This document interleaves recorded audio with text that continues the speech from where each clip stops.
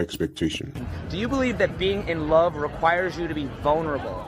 Oh, yes, of course. Reality. Don't lie, bro. Sometimes, like, late nights, I just cry like a motherfucker. Like, Expectation. I love someone who's like open and is sharing their life story. Reality. don't lie, bro. Sometimes, like, late nights, I just cry like a motherfucker.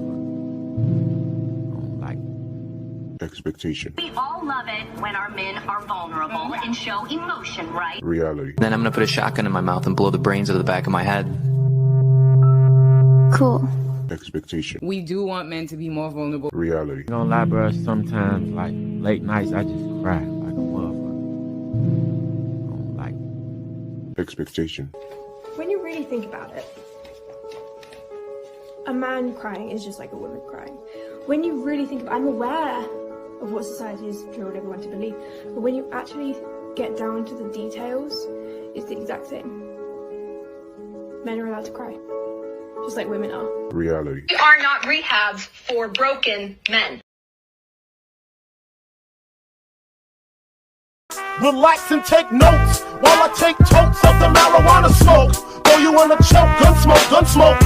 Biggie smoke for mayor.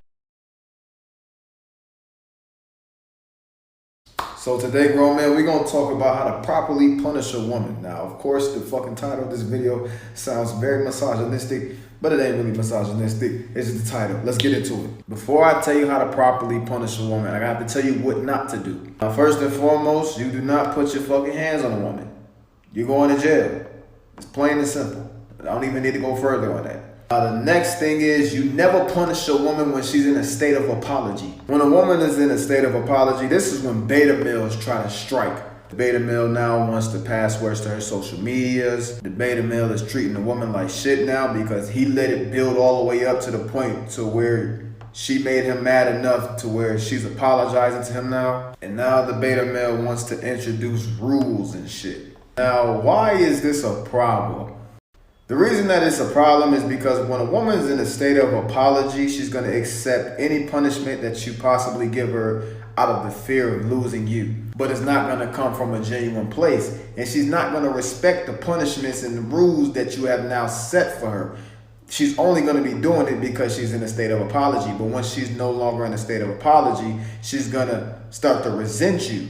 And then when she gets the opportunity to fuck you over again over whatever she did, she's gonna do it again because she doesn't respect you now that you just try to take advantage of her in a weak ass moment. And it's gonna hurt your ego worse the second time because now she did it twice.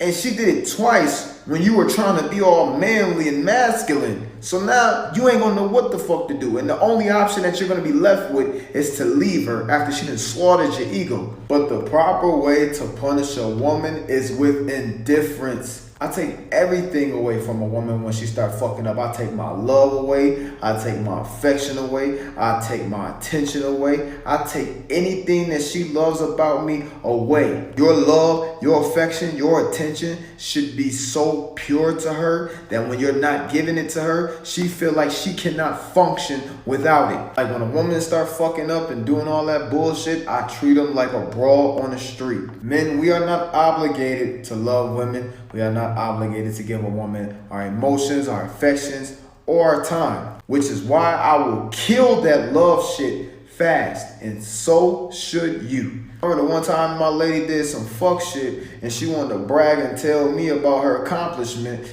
but she had already did some fuck shit. So I told her to go shove that shit right up her ass. That hurt her bad because I didn't talk to her for the rest of the day that day. If you ain't caught the text or ebook that's in my link in my bio, you bugging.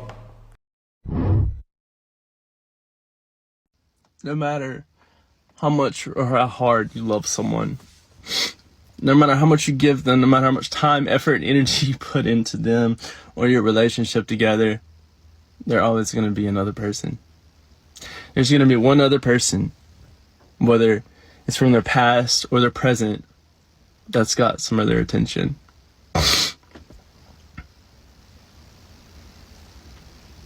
You don't even realize it.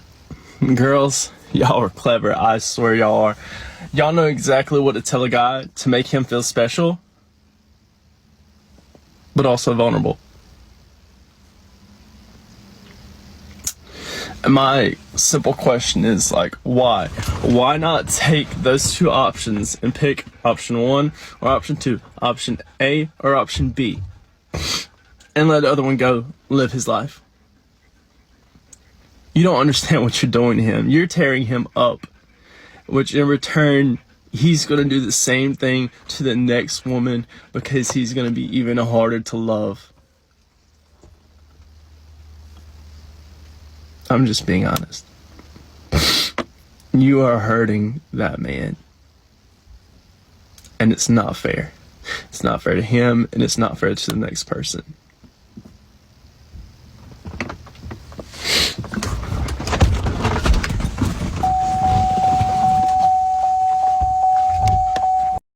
This is probably going to get taken down. And, you know, TikTok has removed content that I've made like this, but I'm going to say it anyway. Women, you guys dog men, like in such a disgusting, degrading way. Like, I'll see posts about men. Men are all assholes. Men are all pieces of shit. Men are all this. Men are all that. What if the world was, you know, all men were dead? Like, you guys are generalizing an entire gender in such a negative way.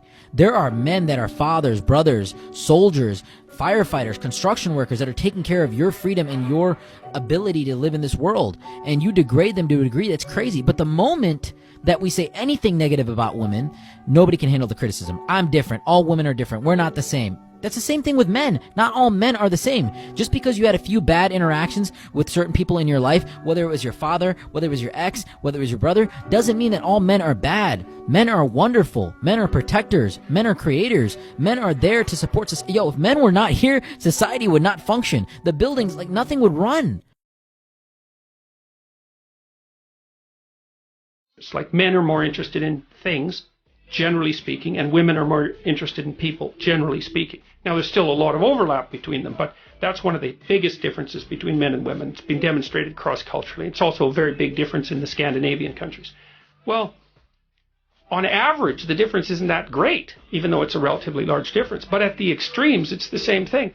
Almost all the people who are hyper-focused on things, they're almost all men. And all the people who are hyper-focused on people are almost all women. And so how does that play out in the world? Well, in the Scandinavian countries, it plays out this way. About 85% of nurses in Scandinavia are female. And about 85 to 90% of engineers are male. It doesn't mean women can't be engineers. It doesn't mean men can't be nurses. It also doesn't have anything to do with intelligence. But it does have to do with interest. And the differences in interest are big.